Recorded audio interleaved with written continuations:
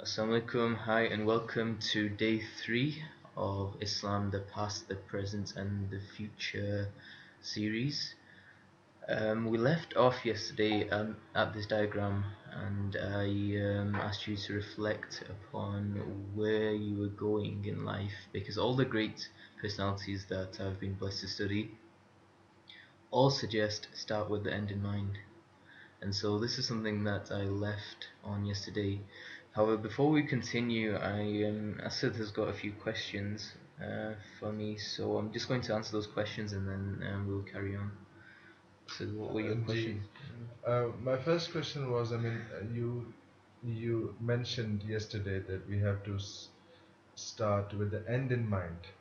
I wanted to inquire about, um, do we have to trust it? I was confused in trusting God and getting attached to the end in your mind. Do you have to do you have to float in the way, or do you have to look for the path, or you just have to focus on the end and just do whatever you want to do? Okay, That was, one thing that I let me want. answer that first. Is it two questions you've got or one? And that, yeah, Okay, just is it the main question is about the path and the okay, trust in God and your final objective, okay, the vision that whatever you have in your mind. okay. And then, is there a second, or is that the question? This I just converted it into one question. Oh, you've sent it into one question. Yeah. Okay, okay, that's fine. Okay, so here's the thing. Why I mentioned this was because of what Rumi mentioned. Rumi said, "What you seek is seeking you." Okay, Hmm. this in the 21st century, after this documentary that came out, The Secret. This phenomenon of the law of attraction. Caught on like fire. Hmm. Everyone started talking about law of attraction, manifesting things using your imagination, etc., etc., etc. Now, the thing is this phenomenon isn't a new thing. This predates back to Rumi saying, "What you seek is seeking you." Hmm. Okay, the problem that I found on my journey and path was that the people that I met and the different groups that I discussed yesterday was that most of them took the endpoint to be death, and most of them took the endpoint to be the grave, and most of them would talk about hell more than heaven. Hmm. Now, when you take your endpoint to be the grave, which isn't the endpoint, your end destination is a binary one, which is Jannah or Jahannam, which is heaven or hell. And therefore, I realized that those that actually focus more on Jannah are the ones that are actually more productive. Hmm. Okay, so based on Rumi's philosophy of 13 and he mentioned this in the 13th century. This thing about law of attraction, all this, I think Bob Proctor probably made, well, he came up with the philosophy much earlier than The Secret, obviously. So in the 20th century, you can say, but regardless, 7 centuries ago, this existed. Well, Rumi mentioned it, and I'm sure it existed prior to that as well. I'm sure some great minds before that realized it. And so, when you start with the end in mind, what I mean here is that start with Jannah in mind, start with paradise or heaven in mind. When you start with those in mind, then you need to know what do those entail. How do you get there? How do you get to your destination? So the slide that you see in front of you, what is your goal and destination? Okay, most people that I was speaking to, for them, their goal and destination was the grave. Hmm. But that should not be your goal and destination. Your actual goal and destination should be Jannah, heaven, paradise. Based on that, your analysis changes, and your actions change. Your decisions will change. Okay, your actions will change, and then therefore your results will change. Hmm. So, and this is what I will be discussing more today. We'll be talking more about Jannah and what Jannah, what it is, um, how do we get in, right? What are the steps, and make this your focus, because a lot of the stuff that I, was very pessimistic. It was very negative that these are things that we're doing wrong, and this is why we're going to go to Jannah. Great, really motivating, right? So, and so the thing was, what I realized was, when I did my analysis in what I believe to be the correct methodology, the macro analysis, and the way the Sahabas did it and the way the Prophet taught it based on his last sermon, my complete analysis changed. My complete perception changed. And not only that, the results that I was getting, and not only that, I'll also ask you to mention the results that you got in the Academy of Champions, and you are getting. But you'll see that it's a complete paradigm shift. And so, has that answered your question? Yeah. Okay, so we'll just move on. The other things that I want to mention that I've probably not discussed is the words on this diagram: blessing, responsibility, accountability. Where does that come from? People that have looked at the Academy of Champions have seen this in the leadership program. Essentially, I've summarized in essence what leadership and life is about.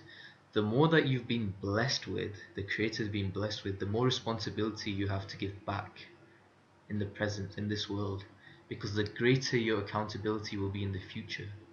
Okay, accountability on the day of judgment. For those of you that do not believe in a creator yet, and those of you that have other belief sets, think of it accountability of future generations. Okay, do things with a sense of accountability. Don't do things just because you're told to do things. Okay, that could be damaging or detrimental to the future generations and yourself. And so have a sense of your actions, of why you're doing them, and the key questions are this: where did I come from? Okay, what am I doing here, and where am I going? These are the three key questions that people need to ask themselves.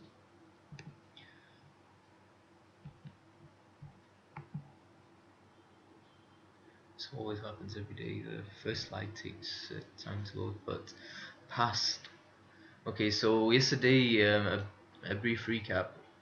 I mentioned that we all testified that Allah, the one source, is I've used the word Lord, but basically is our nourisher, sustainer in the spiritual realm, and we were in just the spiritual realm.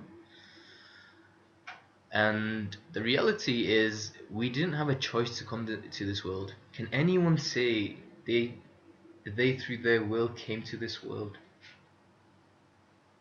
Can anyone say that they said, "Alright, time for me to go"? No one can even recall their testimony. So no one can say that they had a choice to come to this world. And the reality is, we don't have a choice to leave this world naturally. Okay, everyone knows their date of birth, but no one knows their date of death. And so, until your last breath, you have been sent for a purpose. Even your breath is a purpose. Everything in this universe, Uni 1 verse, okay, this amazing creation of this universe is governed by some laws. Even each breath that you take has a role to play. Everything is being set to a perfect nth degree balance calculation. If one breath goes out of place, the whole thing crumbles. Even a tiny ant has its purpose. Yeah. Even a plant has its purpose. The tiniest of plant, even a seed. So everything has a purpose, and the scientists will tell you this. You go to the greatest scientists, they'll tell you the purpose of the stars, they'll tell you the purpose of the moon, they'll tell you the purpose of Mercury, Saturn, Venus, Mars, the galaxies. Okay, then it begs the question: if everything that you know around you has a purpose, then what is your purpose? And this is when the companion of Prophet Muhammad, Uthman, he used to weep, he used to cry, because he used to say even a sheep recognizes his master, but we do not recognize our master. That even creations with less self-awareness recognize who has ownership over them, but we who are meant to be creations with a higher degree of self-awareness, we do not have that awareness that we have a creator. And so this is a bit of a recap of the past. Now, so here is the secret. I sat down with, I would say, one of the greatest scholars in Manchester, Sheikh Wadullah Al-Azhari, who's basically an Egyptian from Egyptian background, and he practices the fiqh of Imam Shafi fiqh, jurisprudence. And I posed a question to him. I said to him, because here's the thing, when I do analysis, I'm doing analysis as what? I'm doing analysis as a chemical engineer, scientific researcher, social entrepreneur, life coach, and a naturopath. Okay? So I posed a question to him because something dawned upon me that isn't it interesting that there are 8 doors to Jannah? Okay, there are 8 doors to Jannah. And what are they? So let's just go through them. 1. Babul Iman, so the door of faith, those who have sincere faith and trust in Allah and strive to follow the commands of Allah. Baba Salah, those who with punctuality and focus, observe the Salah prayer. Baba Sadaqah, those that give charity frequently. Baba Rayyan, those that fast frequently, especially during Ramadan. Babul Hajj, those that perform Hajj once in a lifetime. Babul Zikr, those that remember Allah constantly. Okay, there's another door, those that in the control of anger forgive others, and then there's this door that basically the world is in the 20th and 21st century, has gone mad after Babul Jihad, right? If Jannah is our destination, okay, if that is the goal and destination, to get into the destination there are 8 doors. Out of those 8 doors, isn't it amazing that out of 8 doors, 5 of them correspond to the 5 pillars of Islam? Okay, so out of 8, 5 correspond to the 5 pillars of Islam. Okay, and then out of those 8, the next 2, remembering Allah constantly and and controlling your anger and forgiving others, are the other 2. What a beautiful religion. So where's the problem? Why is there so much fuss about Islam? The last door, defending Islam. But like I mentioned, for the fundamental jihadi fundamentalist, jihad isn't even a fundamental of Islam. Okay? Furthermore, to get into Jannah, the Babul Jihad is just one door out of the 8. Then I'll go on even furthermore to say, well, I'll show you, so either tomorrow or the day after, that there are discrepancies of what jihad is. And the key question that I asked Sheikh Wadul Azri was, firstly I asked him, isn't it interesting that these 5 will match 5? And I said, if this is the case, and the 5 pillars applied throughout history and time for all the nations, I said, it doesn't make sense to me, then what were the 5 pillars for the rest of the prophets and the nations? Like, what was Babul Iman for Adam al-Islam? What was Babul Salah? And did all the prophets and all the nations do Salah as we do? Did they all fast like we did? Did they all give charity like we do? Zakat, the 2.5%, and Hajj, etc. I said, and Jihad and all these things. Because the thing is, if all the prophets and all the nations have to go through these 8 doors, then surely there must be some commonalities. Because the end point is the same. If the beginning was the same, we all testified, the end points are defined as well, the 8 doors. And also the 8 doors, 5 corresponding with the 5 pillars. Then I said something doesn't add up, so I said, please can you clarify? This thing. And he mentioned something profound. He said basically what it is that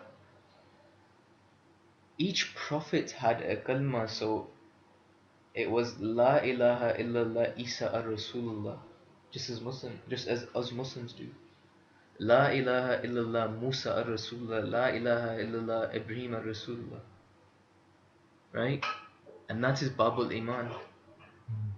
Okay, Babus Salah, each one of them had a methodology of prayer.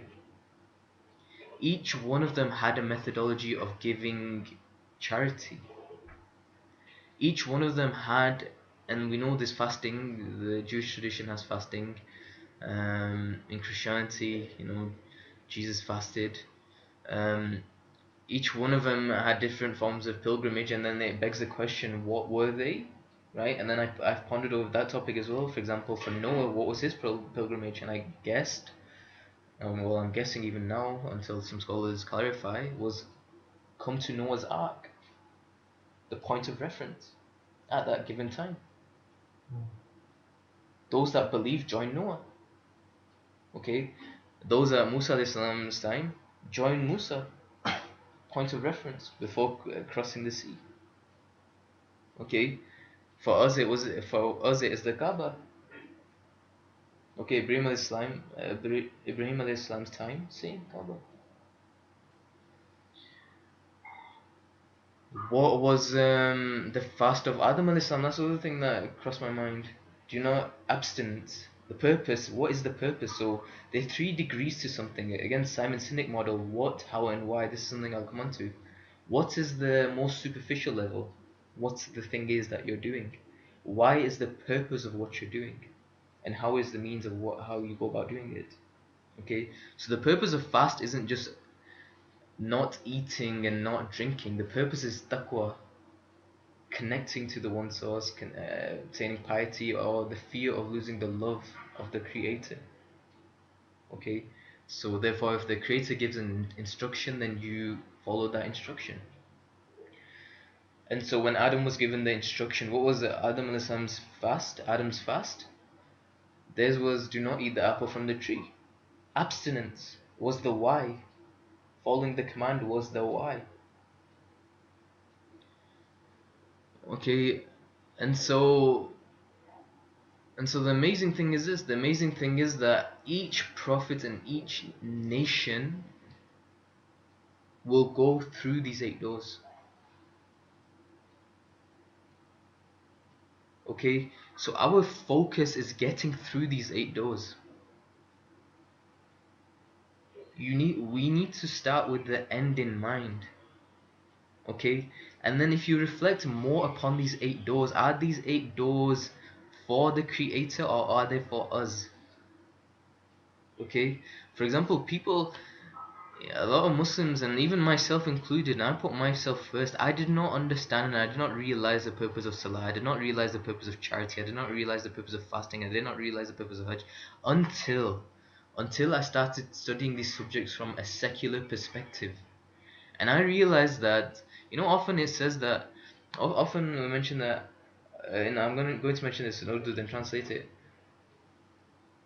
अल्लाह को कुछ नहीं मिलेगा हमारे रोज़ों से और सदका से जो पैसे देते हैं.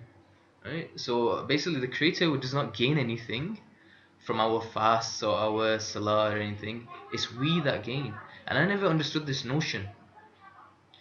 But after studying it from a secular perspective, although these might appear to be pious and selfless acts, these are actually as much selfish acts. For instance, fasting regresses illnesses. It reduces IGF, insulin growth factor levels, IGF-1, okay, which kicks your body into repair mode. This is cutting edge science. Just as the Prophet mentioned in the last sermon, which I mentioned not yesterday, I think the day before, at the end of the day before, was that the Prophet mentioned that pass my message on to those and those after you, so that those that come will understand it better. So understanding of the message will get better with time, for those that wish to understand. And so even Salah, now high performance, the Academy of Champions, when I was studying this stuff, the high performance aspects of human beings, what differentiates the great from the good, all these aspects came into it. And even in the book that I'm writing, all this, and for me it was literally mind-blowing. That all these things are selfish acts. although the perception that's given is that they are selfless acts. And it's a catch-22. That's the beauty of them. We think we're doing it for the creator, but the creator is so wise, he's al-Hakim, that the system actually is designed to do it for us. But it's just that we do not understand. And so again, is the shortcoming in the message and the messengers and the creator, or is the shortcoming in us in the 20th and 21st century? The shortcoming is with us. Every aspect that I've studied is proving that. History is proving that. Science is proving that. Philosophy is proving that. Spirituality is proving that. Whichever perspective you take, whichever perspective of branch of knowledge you take, whichever perspective of science you take, everything is coming to the same conclusion. Everything is converging in this day and age. That's why this is one of the most exciting times to be alive in.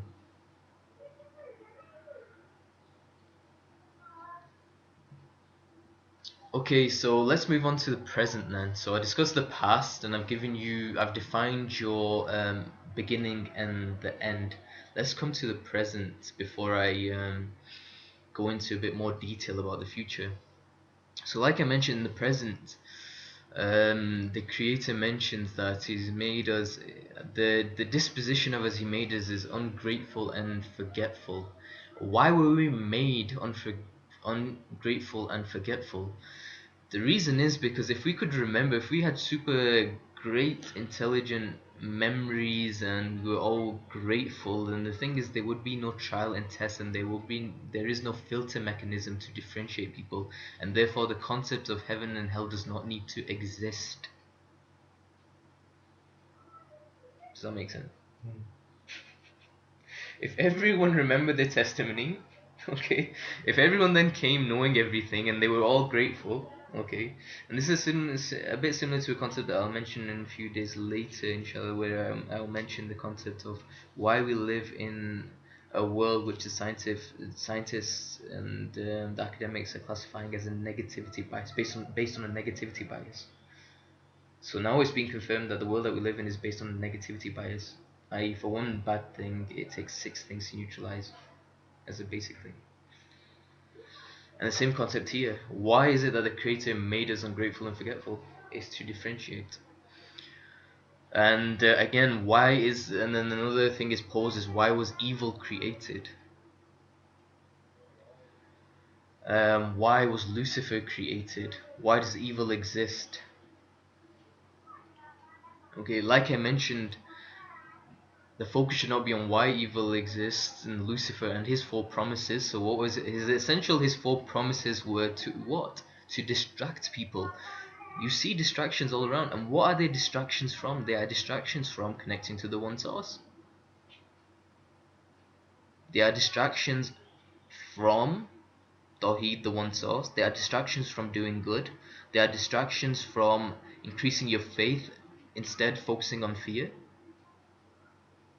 They are to induce fear, and though the distraction is to take you away from natural disposition, to take you away from what essentially mankind was, which is Adam and Eve. We have now the notion of Adam and Steve and Eve and Eva, with these movements being promoted at a rapid rate in the West. And this was Lucifer and Luciferian doctrine's promise. Well, it's Lucifer's promise, which the Luciferian doctrine are carrying out on his behalf or on his orders. And so the response needs to be, for those that are Muslims and those that are believers, mu'mins, the response needs to be the converse. Not in an aggressive manner, but based on the sunnah, the correct methodology. And what is that? You believe in Tawheed, you believe in the one created, the one source. You continue to do good actions, regardless of the situation. You stick to being a dynamic problem solver. You stick to being an asset for humanity. You stick to being adding value to society. Stick to being a dynamic problem solver. Okay, increasing your faith by eliminating fears. That's something I'll mention. How do you do that? With the correct methodology of that. And sticking to natural disposition, whereby men become more men, feminine, females become more feminine. And again, if you feel uncomfortable with these areas, studying it from, actually, you know what, I recommend you not to study this subject from Islamic scholarship, because a lot of it has been unless it's authentic and it can be traced back, and study from the great polymaths in the golden ages that covered these subjects that were discussed to be delicate subjects. But in more recent times, for those of you that have studied modern science, study from Dr. John Gray on relationships. Whatever he teaches, most of the stuff is on a fitra with science. Study it from him. Because the other scholars have this tendency to complicate things with big Arabic words which you will not understand, which you'll not grasp easily. And so in the present, what it is this life, especially in the 20th and 21st century, after corporatocracy and after industrial revolution, then this corporation business, materialism kicking in, devoid of spiritual energy. Life has become nothing but false desires and self-inflicted suffering. And therefore you will never have enough time and you'll never have enough money. Your to-do list will never end, I'll guarantee you that. Until your last breath, your to-do list will never end, right? And your to-buy list will never end. Your list of desires I want this, I want that, so, I want this car, I want that car, I want this house, and even the one after that. And I am not of the opinion that man should suppress his desires. A lot of ulama, they talk about it's desire. Desires come from desire. The word desire comes from the root words of desara, to give birth to. It is a creative endeavor. It is a high quality, a characteristic of a human being. What is wrong is false desires. And so what is the fine distinguish? And so this is something that I think you've asked me in the past. So people get confused. What is too much and what is too less? And the key thing is, and I'll share the secret with you, it is distinguishing between need versus greed.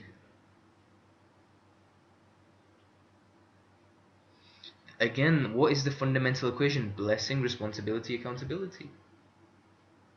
My uncle always tells me, live like a poor man, live like a poor man, because the poor man will go into Jannah first. Wrong. What he's saying is not wrong. His mentality is wrong. By you not optimizing your potential in this world is you being ungrateful. It's akin to the man that was doing dua, which the Prophet corrected, that, oh Allah, take everything from me in this world and give me everything in the hereafter. The Prophet said no. He said, rather say, Rabbana atina fid dunya hasanatan wa fil akhirah hasanatan wa qina adhaban nar. So Rabbana atina fid dunya hasanatan wa fil akhirati hasanatan wa qina adhaban nar. Basically, ask good for this life and in the hereafter, and save us from the punishment of hellfire.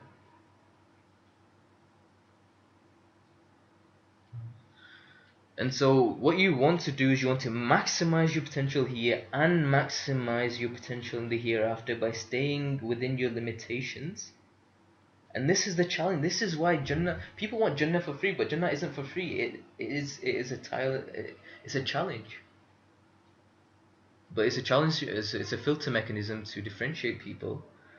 And you have to use and this is where you need to balance your mental capacity with your emotional capacity, and both potentials, and then your physical potential and your spiritual potential. And this is why it's a balancing act. And this is why religions are difficult, and this is to understand. And this is why I mentioned in the background presentation that out of all the subjects that I studied, theology, spirituality were the toughest nuts to crack. They're the most difficult to understand. But sadly, we send, you know, unfortunately, it's in this last century or so, we have not given priority to these subjects when these subjects are what actually matter.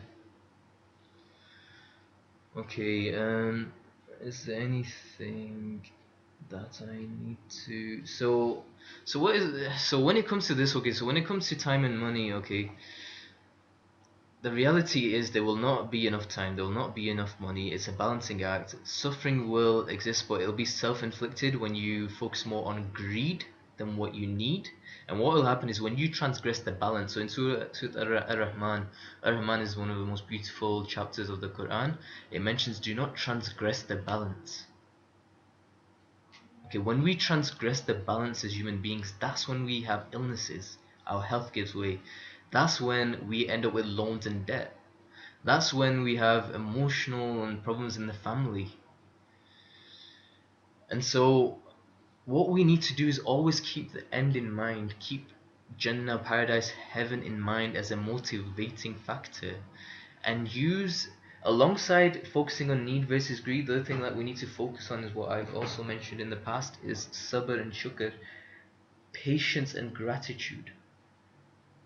Okay, in the high times be grateful, okay, and in the low times be patient, and what will happen is over time those frequencies will increase, and so you will experience more periods where you're more grateful, but you'll also experience more lows where you'll require more patience. But this is a character building exercise. This is what prophets went through. This is what distinguishes the prophets from the rest, that they experience more highs, but then they also experience more lows. People in the 20th century, they call these personalities bipolar, that experience extreme highs and extreme lows. But by the same definition, by I think it's called DMSO or whatever, or diagnostic tool book that they use, they would say that all prophets are bipolar. This flawed fundamental medicine that exists, and they would accuse someone like Umar, the companion who wept most of the time, as emotionally unstable, and put him on meds. And we, in this day and age, consider men who weep to be weak.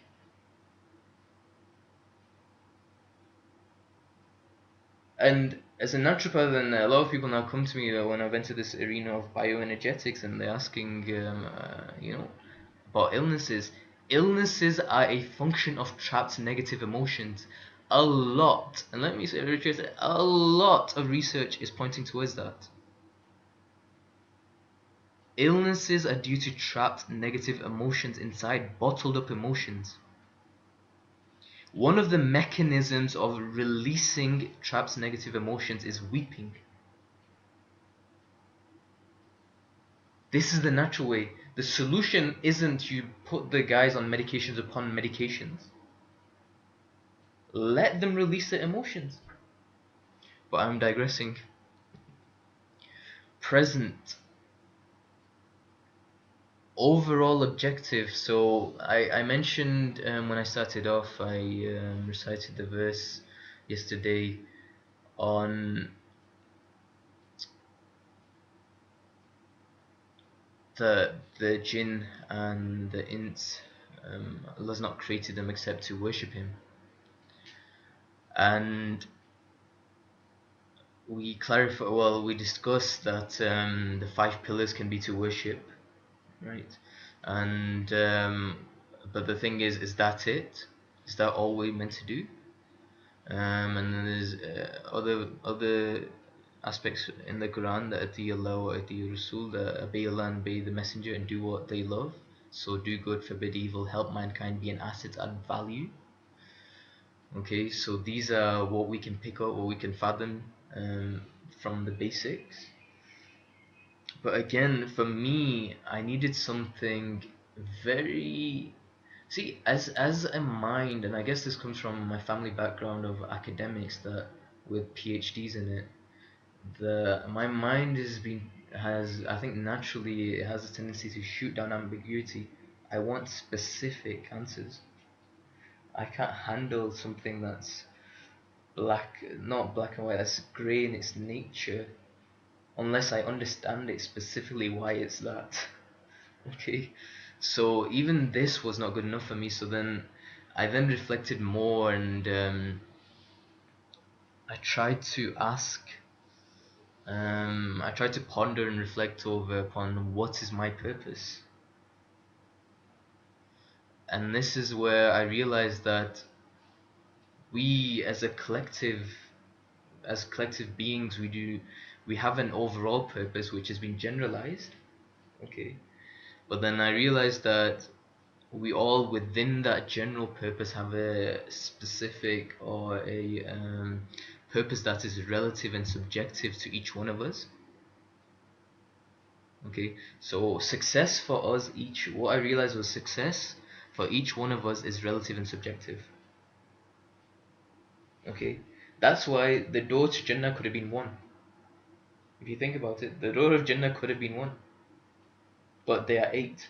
And not only actually there are eight, there's also a door for mercy. There's a door of mercy as well. And I think, but you can't quote me on this. There, I think there are 11 overall, but eight are at a consensus, and therefore I've shared eight. Door of mercy exists, Babu Rahman, as far as I know, but you'd have to confirm that. And actually, I'm about 90% sure. And then there's also door, I think, regarding to parents also, and another one, I think there's overall 11. But anyway, stick with the eight. Don't get us into confusion. You know, as the Prophet mentioned, beware of shaitan leading you into small things. He cannot lead you straight on the big things. Focus on the macro stuff. Focus on what is consensus and what is unanimous and what everyone agrees on. Okay, that's the correct methodology in terms of unity. That's what the Prophet said. Prophet, and in the Quran it's written, do not divide amongst yourselves. That's what the Prophet preached. Do not create these sectarianism. Do not create these sects. Stick to the fundamentals and what everyone agrees upon. So anyway, I realized this, that although there's an overall objective, there is a sub-objective for each one of us. So Allah's given us all different strengths and weaknesses. These shape us to help realize our sub-purpose. Okay, so then people reflect and ponder upon what they have given. We have all been sent for a specific purpose and a reason to play a specific role in the day and age we have been sent in. I.e., why have we been sent to the 20th and the 21st century? Why were we not sent in the 13th century when the Mongols were there? Why weren't we sent with Rumi? Why weren't we sent as the Sahaba or the Tabi'in? Okay, why us? Why here? Why now? That's the question. Okay, more, we have all been given different things. For example, we were sent to different families in different nations, different situations. Some had grandparents, some didn't have grandparents. Some had parents, some didn't have parents, that were orphans. Some people are different physically, different physical attributes, builds, different number of siblings, order of siblings. Some of us are the eldest, some of us are the youngest. Some are from wealthy families, some are from families that are not so well off, some are from educated families, some are from families that are not so well educated. And therefore your responsibilities are your tests. And your responsibilities are dictated by basically your situation and your circumstances, which are different for each one of us. And so what we need to do is hone in on our strengths and harness our weaknesses in order to unlock our personality, therefore our purpose. And the aim is to do justice to our purpose and responsibilities. So do the best we can with what we have where we are, which is a quote from Theodore Roosevelt. I should have added that. And the example is this. So some people ask, what is your Islamic dalil for this? What is your evidence for this? And look at the Sahabas. Again, after Raditu Billahi Rabba bil Islam Dina Muhammadan Sallallahu Alaihi Wasallam Nabi Rasulullah wal Quran Kitabi, my benchmark are the Sahabas, the companions. Look at them. Go back to them. Umar radiallahu anhu, so the Prophet mentioned there was a prophet, if there was a prophet after me, if there was a prophet after me, emphasizing if, it would have been Umar.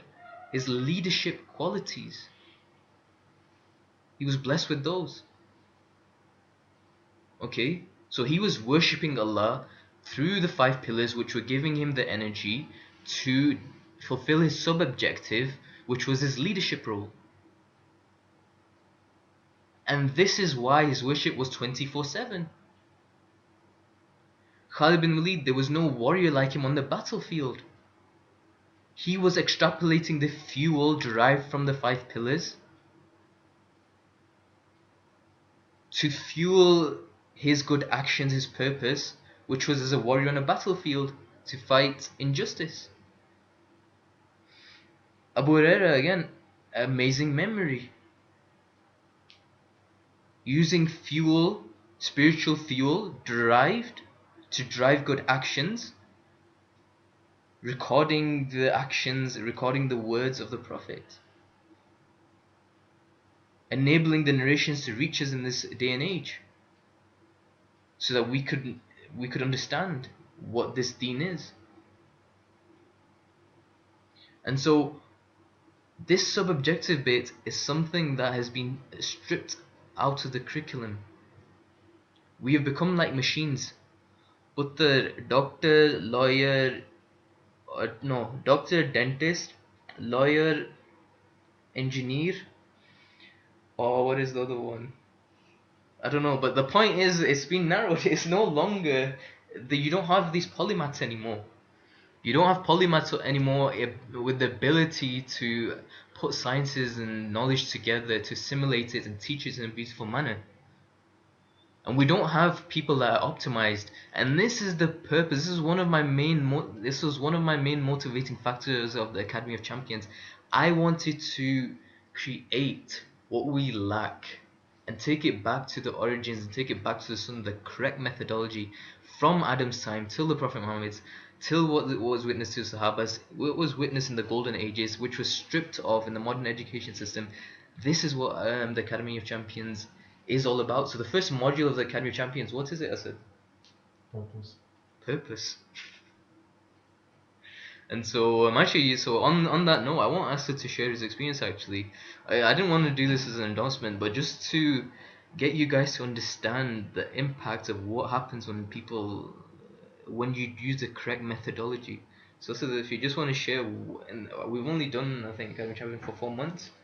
So what have you witnessed with the correct methodology from what you studied? So you did the Kempton journey from abroad, right? And I think obviously it must have been some sort of scholarship. Yeah, so you're a bright bulb, and you're basically at the best institution in Pakistan, arguably. So what is the difference between the Academy of Champions curriculum compared to what they have in the best of the best?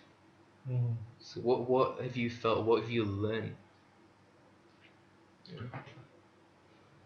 Assalamu alaikum. I think the primary thing that I learned, that I wanted to learn, was, to be honest, why am I here, and what is my purpose?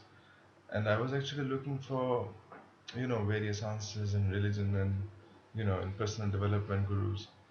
But then I realized that I wanted somebody who can I can go to him and get inspired and talk to him about my personal life and stuff. So I think this is where I started searching, and I found somehow, I think I attracted him in my life, to be honest. So and the day I saw Adil, I told him that I attracted you in my life. And I think the reason I attracted him in was that I was so strongly looking for my purpose.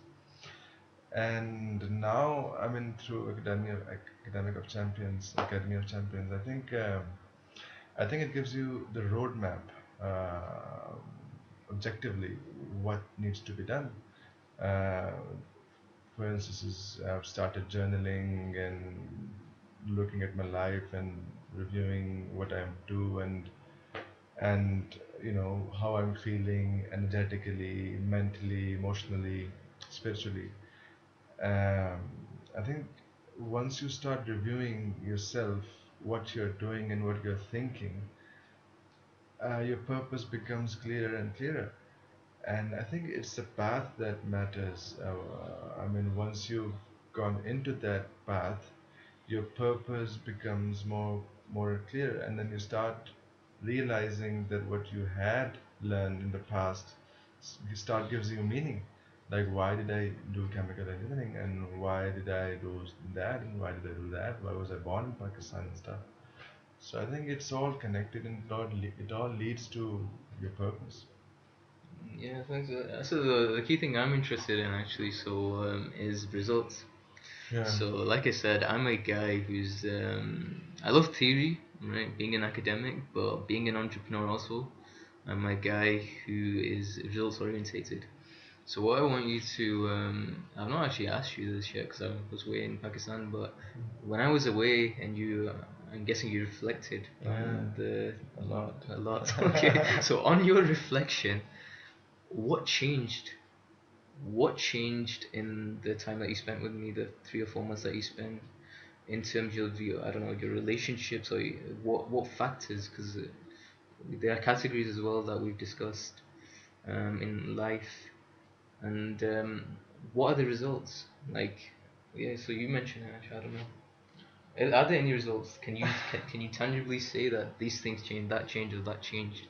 Yeah, I think the whole perspective of my thinking, I mean, the way I see the reality changed. I mean, everything changed, to be honest, and everything is changing. I can see the change. I mean, I can see the way I respond. I'm not that reactive anymore. I'm more objective now. I can see what I'm doing and why am I doing it. My relationships have improved. My emotional beingness is improved. I mean, I'm more calm, and I spend more quality time with my wife because I now understand more. I think the missing aspect of your life is that thing that you have to grow, you have to develop. I think that is the key aspect that is missing in all of our lives. Once you have that, then everything obviously gets going, and it's the missing wheel actually. Now I think Yeah, I'm improving, mashallah. that's good. That's good. So you hit the nail. So actually, I wanted to add something. It's good that you actually mentioned it. So let me get that out of the way as well because it's important. Because when I went on Umrah, this is something that really strongly was in my heart. Um, this notion of retirement is not an Islamic concept. Okay, as Muslims, you should not be looking to save up till your retirement day and then have a great life. I've been blessed that I've seen doctors and who are more, you can say financially well off, and they've been saving up. So I've known a case of someone who was saving up, saving up, saving up. Allah blessed him with so much. The Creator blessed him with so much, and then when retirement came, and he had all these plans of traveling the world with his missus. When retirement came, then his missus had this illness, and she was bedridden. Right? I know all these other people. I know someone who was basically a doctor for the Saudi king. He used to get paid in bags of bars of gold bricks. Had a mansion, and I don't know if he still has it, but it was in Islamabad, right? And I know how his life unfolded, okay, after retirement. And what I can share with the youth with false aspirations and all these aspirations, not even the youth, let me talk to the elders. Retirement is a bogus concept. You keep working, you keep adding value until your last breath. You were sent as human beings, we were sent as assets. People that add value, especially as Muslims. And this is the topic that this is what I wanted to touch on because here's the thing. As Muslims, okay, and who and what is a Muslim fundamentally now after the 2-3 days you must have an idea. So Muslims are from Adam's time till Muhammad's till today. Okay, that believe in La ilaha illallah Muhammad Rasulullah, but then also believe in Adam, also believe in Jesus, also believe in Moses, also believe in David, Solomon, Abraham, Noah, everything, all aspects, right? As Muslims, we are not the custodians of Makkah, Medina, and the three Haramain. That is not our purpose. We are custodians of planet Earth. This is why we were sent. Okay? The Haramain protection are protected by angels. Who are we to protect the Haramain? Okay? Now, people are going to go, oh my god. And who is this coming? This is coming from a guy who was, from someone who was a strong supporter of Israeli boycotts. You know, boycott Israeli date movements. Some guy, I used to print the leaflets and I used to distribute them. You know, because I had so strong emotions. Why did I have so strong emotions by boycotting Israeli goods? Was because a guy came from Gaza. He was on the convoy with Sheikh Zayed Mahmoud, and they'd come back, and he said that there was a kid, and these guys were drinking Coke, and a Palestinian kid got really angry, and he started fighting with them because they were drinking Coke. He said that, do you know that kind of Coke paid for the bullet that went through my brother's head that died last week? That's what the kid's emotions were. And that story got me really emotional, and that's when I really basically was a staunch. I was against Israeli goods. I studied the subject to end degree. I promoted boycotting Israeli good. That was when I was clever. Okay. Later on, when I became wise, I realized that that is not the correct methodology. And that was thanks to Sheikh Imran Hussein. Sheikh Imran Hussein explained that even at the Prophet's time, trade with the enemy would still exist because that impacts civilizations, society. So, but anyway, these guys are clever. They've started trade wars, which is in currency wars, etc., etc., etc., which is a topic for another day. But the point is the Muslims. And what is my other dalil? The other dalil is this: the Prophet's grandfather. You know when Ibrah, so Surah chapter Al-Fil, you know, the Prophet's grandfather. Was anyone with a stronger iman than him as his time? When Ibrah came to destroy the Kaaba, the house of the Creator, in the physical realm, of course, um, the Prophet's grandfather, he did not say to Ibrah, don't do this or kill me first and all this. Prophet's grandfather said, listen, return to me. I think it was either camel or sheep.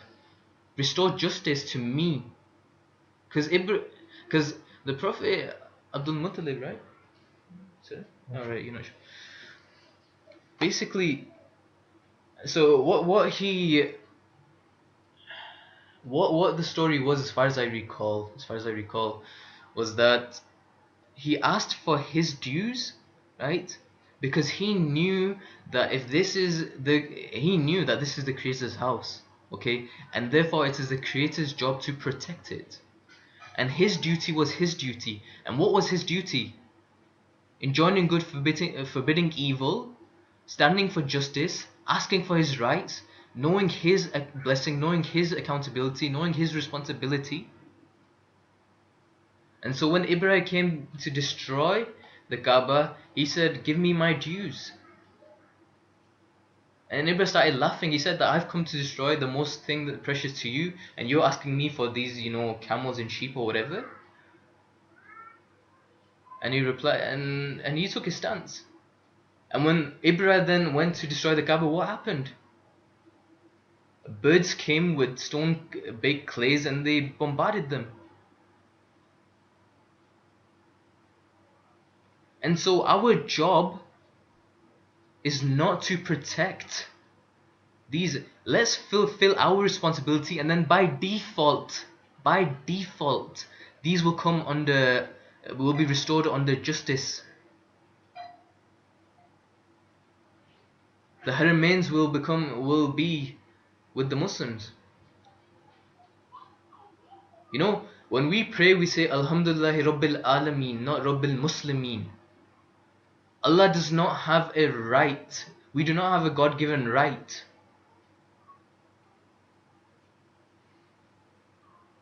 Okay, so let's focus on becoming wise, and as Allah mentions, La yughayyiru ma biqawmin hatta yughayyiru ma bi anfusihim. Allah does not change the state of a nation or a group of people until they change what is within themselves.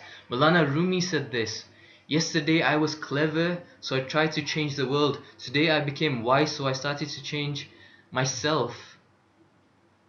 Gandhi said this more recently: become the change you wish to see in this world.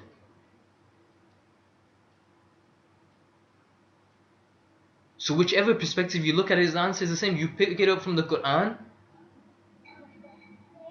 you pick it up from Maulana Rumi, you pick it up from a secular perspective, the answers are the same. Focus on yourselves. Become the change that you wish to see. And when it came to the Sahaba, again, more dalil, more evidence. The Sahabas, here's the thing, and this is what I learned from Sheikh Zayn Mahmood. The Prophet mentioned, as we know as Muslims as well, that one prayer, one salah, and prayer it's more of a meditation to me now, the more that I've studied it, than a prayer. Supplication, dua is a prayer. Salah is more of a combination of meditation and prayer, but it's more of a meditation. This is why the concepts of khushu and khuzu, they're all almost always mentioned, but the reality never explained. Never, I don't know, I speak for myself first and foremost, but we struggle to reach those levels because we don't explain the terminologies correctly. But anyhow, one salah in Makkah, the reward is of 100,000 prayers. Okay? One salah prayed in Medina, the reward is of 50,000 prayers. The Prophet mentioned that if anyone passes away in Medina on the day of judgment, he will intercede for them. Okay? Despite knowing all this information, right? The Sahaba's resting places are everywhere. They left Medina. They left the Hijaz, right? Which is modern day Arabia, which is basically, which is Arabia, which is composed of the Arab countries, and this bogus, Kingdom of Saudi Arabia is something which is very new. But that is also a topic for another day. But anyway, they left Medina. They left Medina and Makkah and these places, and you see the resting places even as far as Pakistan, China. So what Sheikh Zahir Mahmood mentions is, imagine the reward for calling people to one source and delivering the message. What I realized was this: I realized that the Sahabas had witnessed Medina. What is Medina? Linguistically, Medina is a city. Medinatul Munawwara, one of our tour guys this time, Gulshan Bhai, mentioned that basically they renamed it from Yathrib to that because they wanted to say it's a city of blessings.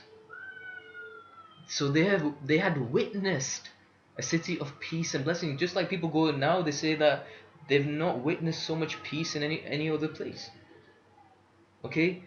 And so the Sahabas had witnessed this city of peace.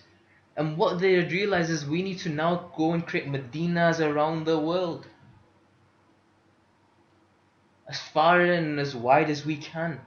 We need to replicate this model that we have seen. This microcosm that we have witnessed with the messenger. So they wanted to create these Medinas around the world. This is what motivated them. And so that should not change. Wherever the Muslims are now, create Medinas. Whether you're in Manchester, create a Medina. And what does it mean by creating a Medina? Look at the challenges there. Address them. Each challenge has an opportunity. If you're living in Oldham, even if you look at the challenges there, if you're living in a town, you're living somewhere else, you're living in New York, look at the challenges. Look at the opportunities, become an asset, add value, make it into a city of peace if it isn't.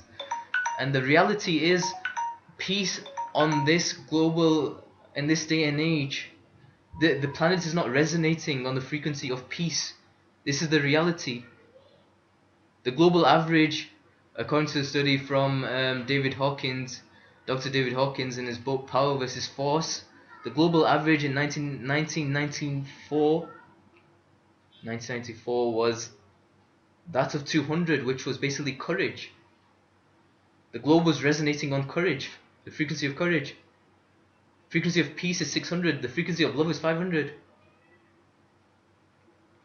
And so my point is this: increase, add value, use faith to increase the quality of lives wherever you live. Increase your own quality of lives. Become assets to humanity, add value to society. But here's the thing, unless you know your own purpose, you will not be able to add value to anything. Unless you can help you. You cannot give what you do not have. This is a universal principle. You cannot give what you do not have. If you do not know your own purpose, how are you going to help other people find their purpose? If you do not have wealth yourself, how are you going to give wealth? If that's what you want to do. If you have not experienced peace in your life, how are you going to help other people obtain peace in their lives? If you've not combated challenges and struggles, and you've not striven, and basically you've not seek the truth, then you can't help other people towards the path of truth. So I said, shall we end it here, or shall I go into the future? You're not sure? We've got 15 minutes. Okay. Let me just touch into the future is much more. It's not much more me sharing my experiences and stories. So let me just go through that quickly.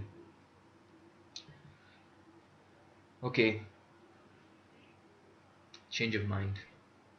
I'll be doing justice to the subject. Okay, so we'll stop it here. Okay. Yeah. So tomorrow we will discuss what I've drawn a box around, which is basically the concept of grave, us going into grave, and death, and day of judgment, and this thing about accountability.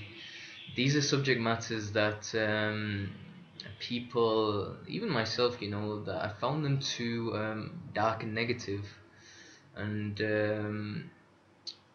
what you can say overwhelming.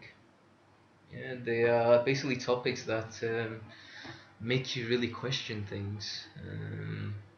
But anyway, inshallah, creator willingly, the one source willingly, when I explain it to you from a perspective that will enlighten you, hopefully, they won't be as gruesome as they have been explained in the past. So I hope to join you guys tomorrow, and I hope you're finding this useful. And again, I'd love some feedback if you guys are finding this stuff useful. If you guys have got any, if I'm creating more confusion than clarity, also, if you mention what's causing confusion, because the whole point of this was bringing clarity in an age of confusion and chaos. Okay, so if I'm creating more confusion for the youth and I'm not giving you much clarity, that is an issue. That is an issue that you need to raise, because unless you communicate, I will not know. So communicate with me, and I will try my best to respond. Okay, look after yourselves, and I will speak to you tomorrow, inshallah.